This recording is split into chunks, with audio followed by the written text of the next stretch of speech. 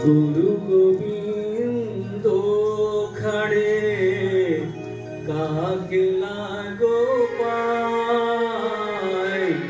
गुरु गोविंद खड़े काकेला गोपाय। बोलिया गुरु आपने गुरु बताए तो मीरा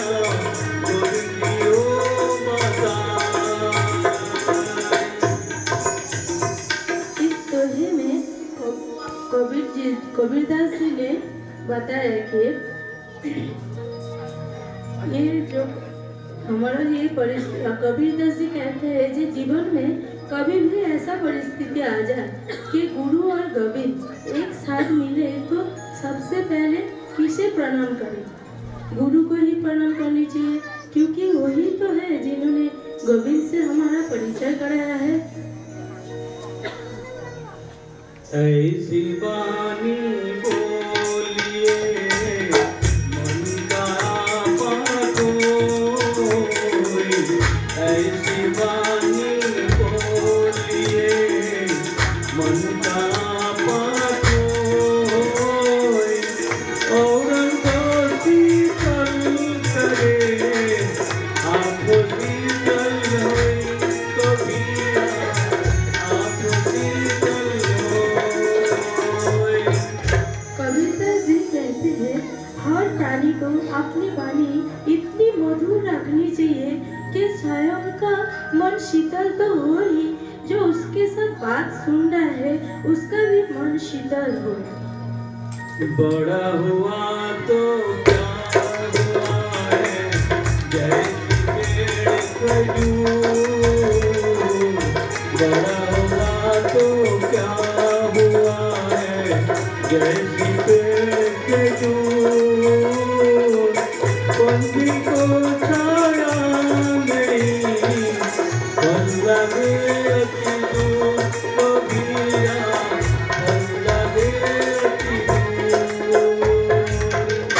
कबीरदास जी कहते हैं कि खजूर का पेड़ की भांति बड़े होने का कोई फायदा नहीं, क्योंकि खजूर का झाड़ हमें इतना ना छाया मिलती है, उनमें ना फल आसानी से तोड़े जा सकते हैं।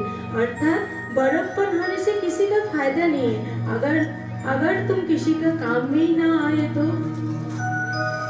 दुख में सुमिरन साग करे दुख में करे कोई।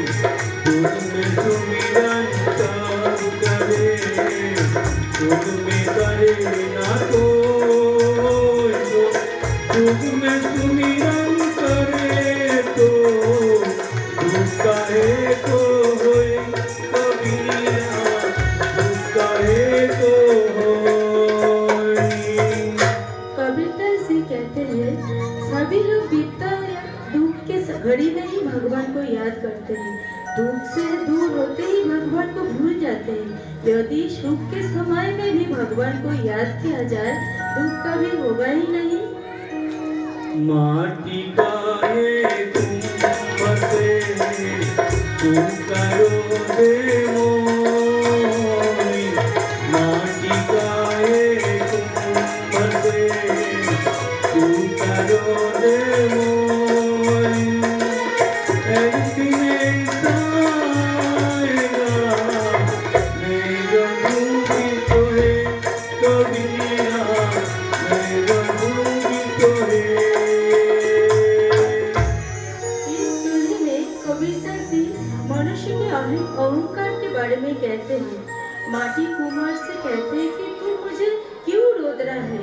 एक दिन ऐसा आएगा जब यहाँ तेरा मानव शरीर इसी तरह मिट्टी में मिल जाएगा। कल करे सो आज करे आज करे सो कल करे सो आज करे सो कल में बन नहीं है जी बहुरी करेगा कबीरा बहुरी करेगा।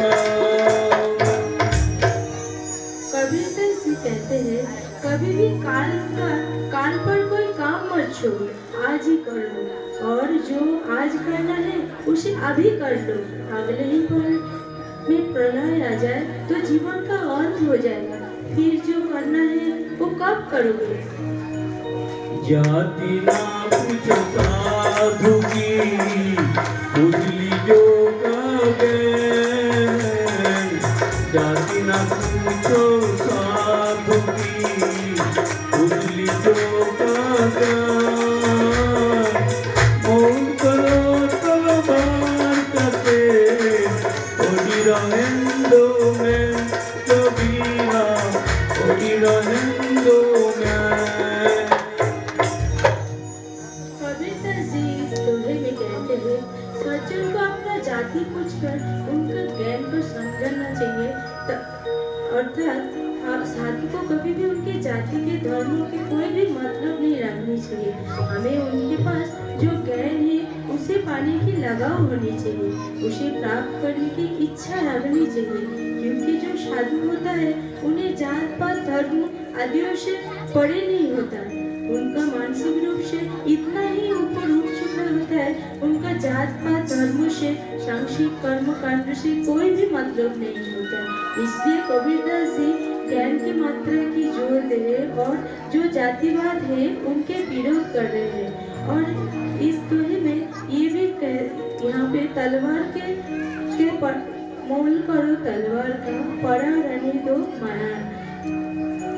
तलवार का मूल्य होता है ना कि उसका मायान का, अर्थात उसके ढाकने वाले खोल का। हरिओम। साधुवाद का दूसरा